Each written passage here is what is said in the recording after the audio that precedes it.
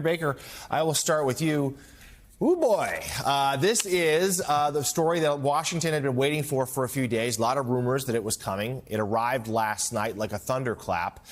It certainly suggests that reinforces the close relationship that Donald Trump and Jeffrey Epstein had. Body doesn't begin to cover it. It's a pretty graphic drawing and mysterious message that Trump allegedly pens to Epstein. So let's talk about where this goes now. We know we've talked about for the last week or so how President Trump has desperately tried to turn the page on this story. That doesn't seem to be happening. He was defied by MAGA influencers, and in this case, defied by a Rupert Murdoch-owned newspaper. Yeah, no, absolutely right. On the one hand, look, this body letter, to use that phrase, doesn't really tell us something we didn't know. We knew already, of course, that Donald Trump has a crude side to him. We heard that on the Access Hollywood tape years and years ago. We've heard it in other instances. We obviously knew that he had a close relationship at least a relationship enough to be a happy birthday buddy with Jeffrey Epstein, hang out with him. He's talked nicely about him back in the day.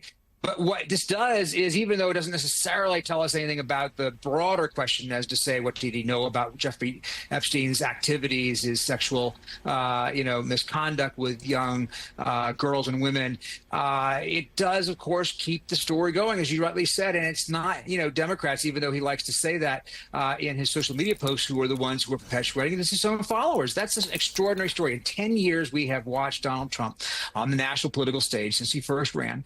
We've never seen a schism like this. There have been moments when MAGA was in fractious mood, didn't like what he was doing on Iran, for instance. But this is different. This is personal, it's conspiratorial, and it's not going away.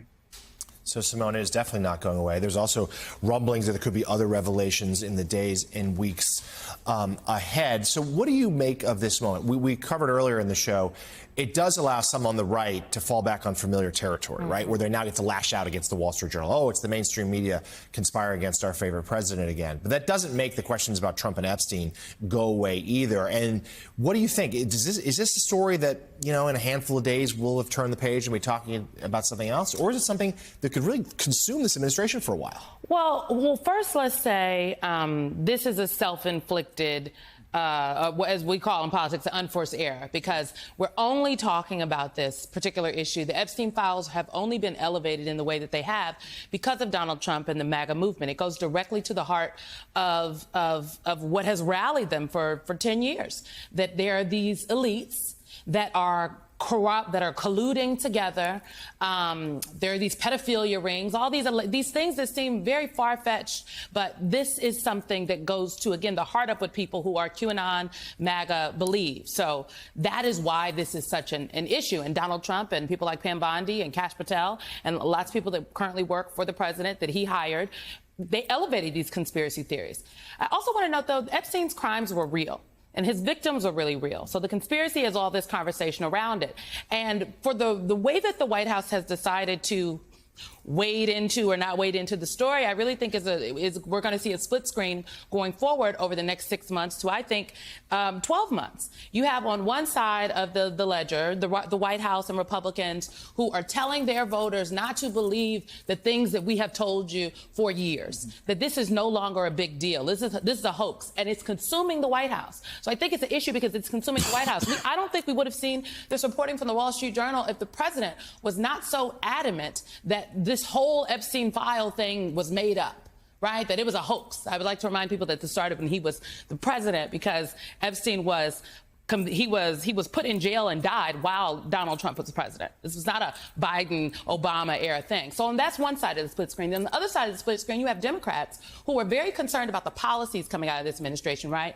But see the Epstein files conspiracy, if you will, as an opportunity to hammer home this message about the fact that, yeah, Donald Trump has tried to convince you that he's one of them, but it seems from his bills that he's passing to what he's talking about from the White House and the Epstein files that he only cares about his very rich and powerful friends. So that is a split screen in the conversation I think we're going to see going forward. But if the White House would just, be a little bit more forthcoming and just keep it 100, we likely would not have seen this reporting from the Wall Street Journal. Every effort that Trump has made in the last 10 days to quell this story has backfired, and it's only given it more oxygen. So, Dave, let's turn to some of the legal stuff now. Trump put out a couple of through social posts yesterday, attacking the Wall Street Journal, threatening to sue the Wall Street Journal. We'll come back to that in a moment. But he also says he's authorizing his Attorney General, Pam Bondi, to put out some of the grand jury material. For my couple questions for you. First, can he do that? And secondly, that's only a small piece. Remind viewers, please, that's only a small piece of this investigation. Tell us what else there is. It's a smart move by Trump because it's up to a federal judge to decide whether those grand jury materials can be released. And under the law, they're not supposed to be released. It would take extraordinary circumstances, and we'll see if that happens. But if the judge rejects it, then you know what? He's going to blame those liberal judges, even if he appointed the judge. So it's a smart move. Plus, he added the word pertinent in there. He didn't ask for all the grand jury transcripts, just the pertinent ones. Pertinent is in the eye of the beholder. Plus, the MAGA base is not calling for the redacted grand jury transcripts. That only tells you so much. What they want is the full file. They want the stuff that would include a birthday card like this. So they're not going to be satisfied by this. This is a piecemeal effort, and I think they're going to wait for the judge to say no, and then they're going to point to the judges as the obstructionists here. So let's add to the conversation NBC News national affairs analyst and partner and chief political columnist at Puck, John Heilemann. John, this is certainly a seismic story with major development last night from the Wall Street Journal. We noted earlier, some on the MAGA right now turning to attack the newspaper. But as we've been outlining here all morning long, there's still so many unanswered questions here about this case and Trump's role in it. And the Epstein conspiracy has been a foundational belief for so many on the right for so long that it seems curious what you think here. Is these fractures, these questions, the divide in Trump's base, do you think they persist and grow in the days ahead?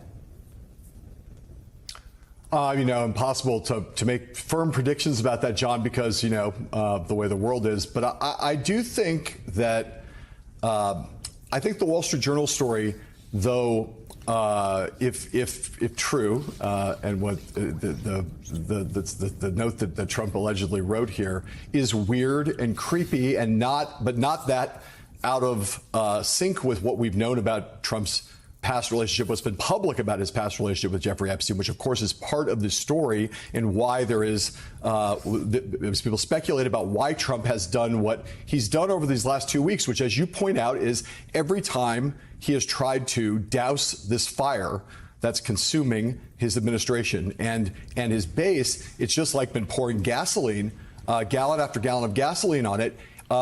So that I think there will be this moment where some of the people who've been criticizing Trump, we've seen this already from his base, in the MAGA media influencer world, will rally around Trump and against the Wall Street Journal as the mainstream media.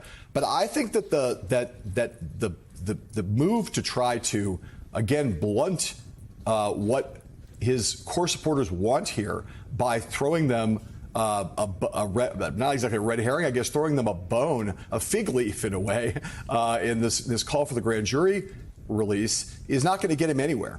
And I think combined with the key thing that changed this week, which is Trump not just moving from saying, pay no attention to this, to calling it a hoax and calling his own supporters stupid, I think that is the thing that has really tipped us into dangerous political territory for Trump, because we've never seen that before, where Trump has often treated his base with contempt, but he's never openly criticized them essentially for believing him. I think that's a very toxic and very dangerous place for the president to be. Yeah, and some of his most faithful followers really objected to Trump's categorization, his efforts to excommunicate them, if you will, from the MAGA movement. Right. Dave, one more legal question to you. President Trump, in his post last night, threatened to sue the Wall Street Journal.